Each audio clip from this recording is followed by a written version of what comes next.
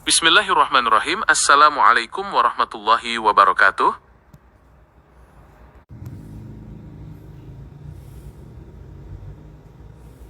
Secara etimologis, kata sejarah berasal dari bahasa Arab, yaitu syajaratun, yang berarti pohon.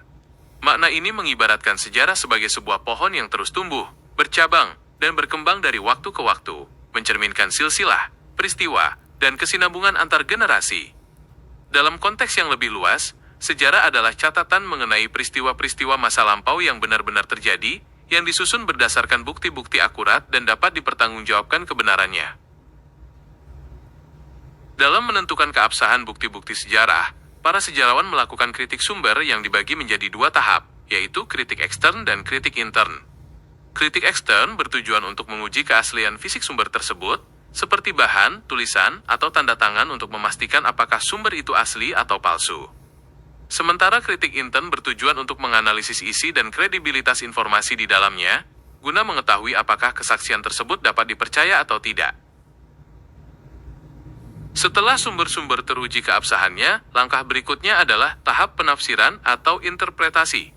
Pada tahap ini, para sejarawan menghubungkan fakta-fakta yang telah diverifikasi tadi untuk mendapatkan pemahaman yang lebih mendalam mengenai hubungan sebab akibat dan makna di balik peristiwa tersebut.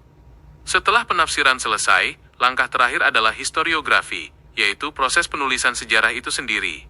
Dalam tahap ini, fakta-fakta yang sudah disusun sedemikian rupa menjadi narasi sejarah yang kronologis, sistematis, dan mudah dipahami oleh pembaca. Objektivitas mutlak dalam penulisan sejarah memang sulit dicapai sepenuhnya, karena sejarawan selalu dipengaruhi oleh latar belakang, nilai-nilai, dan konteks zamannya sendiri. Namun, bentuk penulisan sejarah yang dianggap paling mendekati objektivitas adalah historiografi kritis atau ilmiah.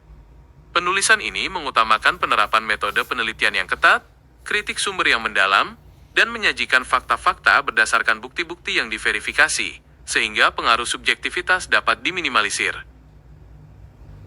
Dalam historiografi kritis, perbedaan interpretasi dipandang sebagai hal yang wajar dan bahkan positif. Perbedaan ini terjadi karena adanya variasi penggunaan sumber, metodologi, atau sudut pandang yang digunakan oleh masing-masing sejarawan. Historiografi kritis menyikapi hal ini dengan cara menguji kembali bukti-bukti yang ada, membandingkan berbagai sumber yang relevan, dan menyajikan analisis argumentatif yang didukung oleh data. Dengan begitu, perdebatan tersebut justru dapat memperkaya pemahaman kita terhadap peristiwa masa lampau secara objektif. Penemuan sumber baru tidak selalu mengubah secara mendasar interpretasi sejarah yang sudah mapan. Kadang-kadang, sumber baru justru memberikan konfirmasi atau detail tambahan yang memperkuat pemahaman yang sudah ada, atau memperjelas aspek-aspek spesifik yang dulunya kurang jelas, tanpa harus meruntuhkan narasi utama yang telah terbangun. Untuk menentukan bobot suatu sumber baru, para sejarawan akan melihat faktor-faktor, seperti kedekatan waktu antara peristiwa dan pembuatan sumber, kredibilitas penulis, serta membandingkan informasinya dengan sumber-sumber lain yang sudah terbukti kebenarannya. Jika sumber baru tersebut berasal dari saksi mata langsung atau dokumen resmi, biasanya ia akan mendapatkan bobot yang lebih tinggi dalam analisis sejarah. Sejarawan tidak langsung membuang sumber yang dianggap bias, melainkan justru memanfaatkannya untuk memahami sudut pandang, latar belakang, dan motivasi penulisnya.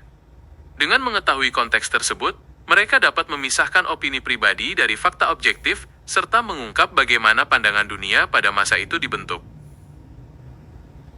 Melanjutkan peran dalam pembentukan identitas, sejarah membantu kita memahami dari mana kita berasal, nilai-nilai apa yang diwariskan oleh leluhur, dan bagaimana budaya kita terbentuk hingga menjadi seperti sekarang. Ini memberikan rasa memiliki dan pijakan yang kuat dalam langkah ke masa depan. Selain sebagai pembentuk identitas, sejarah juga berfungsi sebagai sarana pembelajaran. Mengkaji peristiwa masa lalu memungkinkan kita untuk mengambil pelajaran dari keberhasilan dan kegagalan yang pernah terjadi. Dengan demikian, kita dapat menghindari kesalahan yang sama dan membuat keputusan yang lebih bijak di masa kini maupun di masa depan. Salah satu pola kegagalan berulang yang sering muncul dalam sejarah adalah sikap arogansi kekuasaan dan kegagalan untuk beradaptasi dengan perubahan. Banyak peradaban atau rezim runtuh karena mereka tidak menyadari tanda-tanda zaman, menolak inovasi, dan merasa kebal terhadap krisis. Selain itu, Pengulangan konflik geopolitik akibat ambisi ekspansi dan perebutan sumber daya juga menjadi pola yang terus berulang dan membawa kehancuran. Selain fungsi pembelajaran, sejarah juga berfungsi sebagai pembentuk memori kolektif dan warisan budaya. Melalui sejarah, suatu bangsa mengingat perjuangan dan pencapaian masa lalu yang memperkuat rasa persatuan. Warisan budaya ini kemudian menjadi perekat sosial dan identitas yang diwariskan dari generasi ke generasi berikutnya. Selain itu, sejarah juga berperan sebagai cermin evaluasi diri bagi suatu bangsa.